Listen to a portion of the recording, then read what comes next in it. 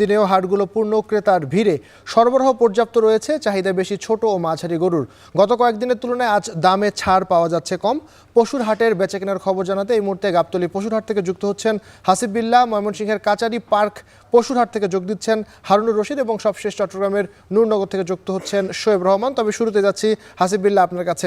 হাসিব, এখনো পর্যন্ত যারা পশু কেনার জন্য অপেক্ষা করছেন তারা দর নিয়ে কি বলছেন এবং দাম শেষ পর্যন্ত গিয়ে কমবার কোনো সম্ভাবনা রয়েছে কিনা?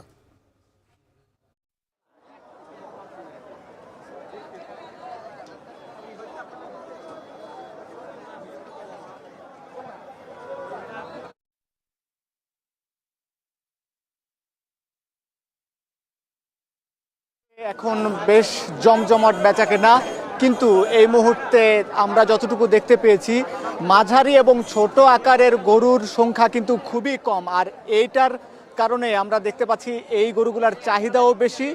আর ঢাকার যে 20টি গরুর হাটে, পশুর হাটে যেসব হাটগুলো রয়েছে সেসব হাটগুলোতে বেচা বিক্রি প্রায় শেষ পর্যায়ে। সেখানে গরুগুলো বা পশুগুলোর কিন্তু কমে গেছে সংখ্যাটা।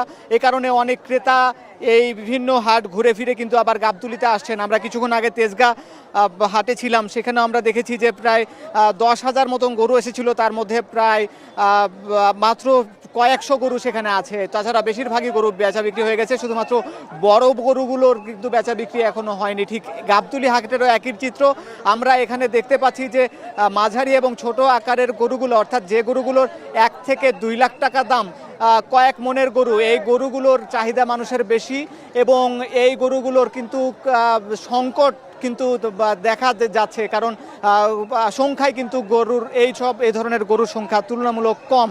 আর এই কারণেই ঢাকার আশেপাশে এবং বিভিন্ন জেলা থেকে, টাঙ্গাইল, নরসিংদী, সিরাজগঞ্জ, বিভিন্ন এলাকা থেকে কিন্তু আজকেও গরু আসছে। আজকে যে গরুগুলো দেখছেন এই গরুগুলোও কিন্তু ঠিক আজকে এসেছে বিভিন্ন এলাকা থেকে। এবং যেহেতু এই গরুর দাম কিছুটা কম, এ কারণে মানুষের আগ্রহ এসব মাঝারি এবং ছোট আকারের গরুতেই। তবে এই সব গরুর চাহিদা যেহেতু বেশি, কিন্তু দাম কমে ছাড়ছেন না।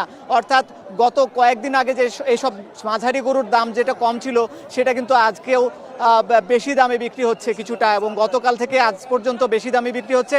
তবে আকারে বড় গরুগুলার কিন্তু এখনও অনেক গরু এখনও থেকে গেছে, রয়ে গেছে। খামারিরা দুশ্চিন্তা আছেন, এসব গরু যদি আবার তারা নিয়ে যান, ফেরত নিয়ে যেতে গেলে কিন্তু আবার খরচ হবে, আবার লালন পালনে খরচ হবে, এটা নিয়ে কিন্তু তারা দুশ্চিন্তা আছেন। তবুও তারা কম দাম পেলে ছেড়ে দেবেন, এমনটা আমরা দেখতে পাচ্ছি গাবতলীর হাটের চিত্র। এই ছিল আবির। আমরা হাসিব বিল্লার কাছ থেকে এবারে যাচ্ছি ময়মনসিংহে, সেখানে রয়েছেন আমাদের সহকর্মী হারুনুর রশিদ। হারুন, একটু জানাবেন যে ঢাকার পরিস্থিতি আমরা দেখছি যে শেষ মুহূর্তে আসবার পরে ছোট এবং মাঝারি যে গরুগুলো রয়েছে সেখানেই আগ্রহ বেশি, এবং আমরা দেখছি যে প্রায় হাটগুলো ফাঁকা হতে শুরু করেছে। শেষ মুহূর্তে এসে ময়মনসিংহের অবস্থা কি? সেখানেও কি হাটগুলো ফাঁকা হচ্ছে কিনা, বা একেবারে দামের কি অবস্থা, যে কমে আসছে কিনা দাম, একটু আমাদেরকে জানাবেন।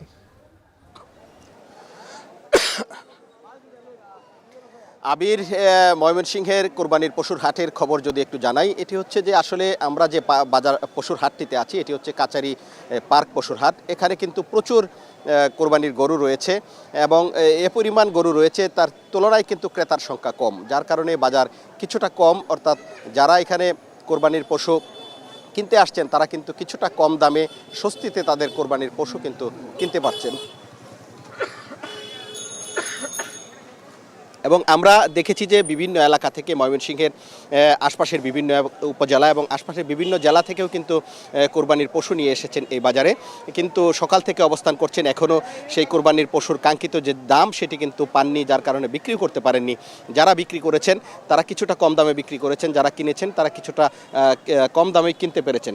এবং এখানে এই বাজারে কিন্তু প্রচুর পরিমাণে ছোট এবং মাঝারি আকারের গরু রয়েছে, বিশেষ করে যে গরুগুলো আসলে স্থানীয় কৃষক পর্যায়ে থেকে যারা পালন করে থাকেন, বিশেষ করে ময়মনসিংহের চরাঞ্চল এবং আশপাশের বিভিন্ন এলাকাতে কিন্তু যারা এই কৃষকরা যারা গরু লালন পালন করে থাকেন, তারা কিন্তু এই বাজারে প্রচুর পরিমাণ গরু নিয়ে এসেছেন, কিন্তু তারা কাঙ্ক্ষিত দাম পাচ্ছেন না এবং সেই দামেও কিন্তু তারা বিক্রিও করতে পারছেন না।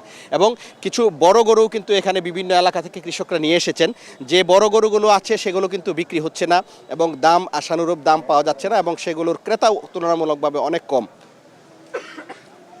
এর কারণ হিসেবে যেটি বলা হচ্ছে যে আসলে এই কৃষক পর্যায়ে যে গরু লালন পালন করা হয় এর উপরেই এক সময় কিন্তু কোরবানির পশুর বেচাকেনা নির্ভর করতো, কিন্তু এখন আর এটি আসলেই কৃষকদের মধ্যে নেই। এটি বড় বড় কর্পোরেট প্রতিষ্ঠান এবং শিল্প প্রতিষ্ঠান বা শিল্পপতিরাও কিন্তু এখন ব্যাপক হারে খামার করে ব্যাপক হারে গরু লালন পালন করছেন, এবং যার কারণে কিন্তু স্থানীয় কৃষক যারা তাদের গরুগুলো ঠিক সেভাবে বিক্রি করতে পারছেন না। আমরা এই বাজারে কয়েক বছর আগেও যেটি দেখেছি যে ঢাকা থেকে বিভিন্ন এলাকা থেকে কিন্তু মানুষজন এখানে গরু কিনতে আসতেন, এখন কিন্তু তারা এই গরু কেনার জন্য এই ময়মনসিংহের বাজারে আসেন না, তারা বিভিন্ন বড় বড় খামার থেকে কিন্তু আগেভাগেই অর্ডার দিয়ে প্রি অর্ডার দিয়ে কিন্তু সেই গরুগুলো কিনে নিয়ে যায়, যার কারণে কিন্তু সাধারণ কৃষক যারা তারা তাদের যে লালন পালন করা যে গরু যেটি কোরবানির জন্য যারা তৈরি করে থাকেন সেই গরুগুলো কিন্তু তারা বিক্রি করতে পারেন না, যার কারণেই একটা সমস্যার সৃষ্টি হয়েছে। এবং এখানে আসলে যে আসলে কতক্ষণ নাগাদ তাদের অপেক্ষা করতে হবে এবং আগামীকাল ভোর পর্যন্ত কিন্তু এই কোরবানির পশুর হাট চলবে, সেই পর্যন্ত কি গরু বিক্রি করতে পারেন কিনা এটার একটা শঙ্কা কিন্তু যারা এখানে গরু নিয়ে এসেছেন তাদের মধ্যে দেখা দিয়েছে।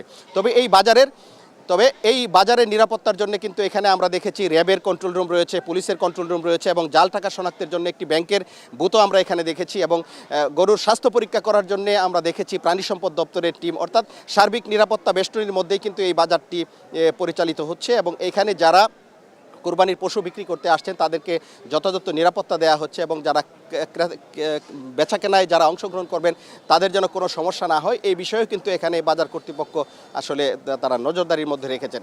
তবে এখানে যারা কোরবানির গরু নিয়ে এসেছেন বিশেষ করে কৃষক বিভিন্ন এলাকা থেকে। ধন্যবাদ হারুন। আমরা এরপরে ময়মনসিংহ থেকে যেতে চাই চট্টগ্রামে, সেখানে রয়েছেন আমাদের সহকর্মী শোয়েব রহমান। শোয়েব, আপনি কিছুক্ষণ আগে যখন যুক্ত হয়েছেন এর আগে আপনি জানাচ্ছিলেন যে পশুর দাম কিছুটা কমেছে।